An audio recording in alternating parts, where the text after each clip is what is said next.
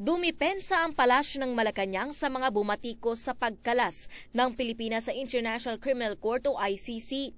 Ayon kay Presidential Spokesperson Salvador Panelo, hindi kailanman naging miyembro ng ICC ang Pilipinas. Hindi naman anya kasi naging state party ang Pilipinas sa Rome Statute na bumuo sa ICC at non-existent umano ang naturang tribunal.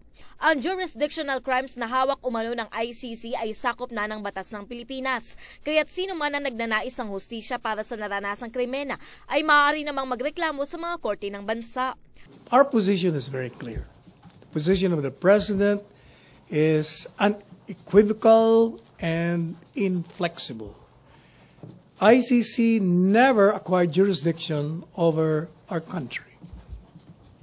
For the reason that he has given us, the requirement of publication imposed by law was not observed. There has to be publication in a newspaper of general circulation or on official gazette. Even if there was a ratification by Congress or by the Senate.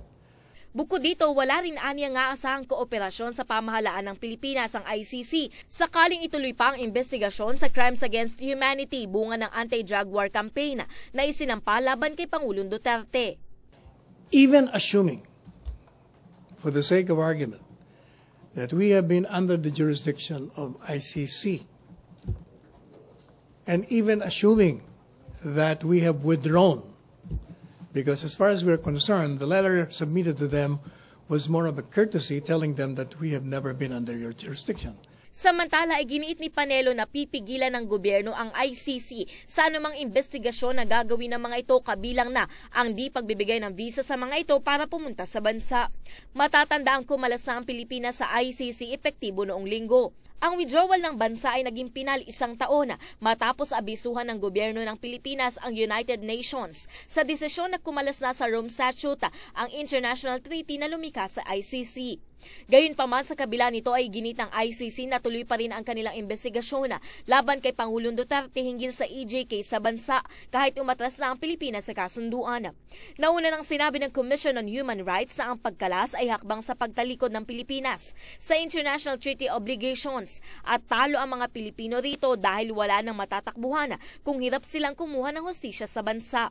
Ay naman kay Senator Riza Ontiveros, hindi ito pagtataguyod ng soberanya, kundi pagtatanggol ng isang tiranya. Ang Gabriela Party List naman nagbabala na dadami pa ang kaso ng human rights, kaya dapat paigtingin ang kampanya para dito. Those fears are misplaced.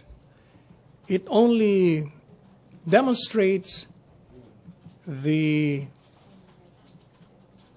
ignorance of certain historical circumstances that occur in this country. Ani Bico, Newslight.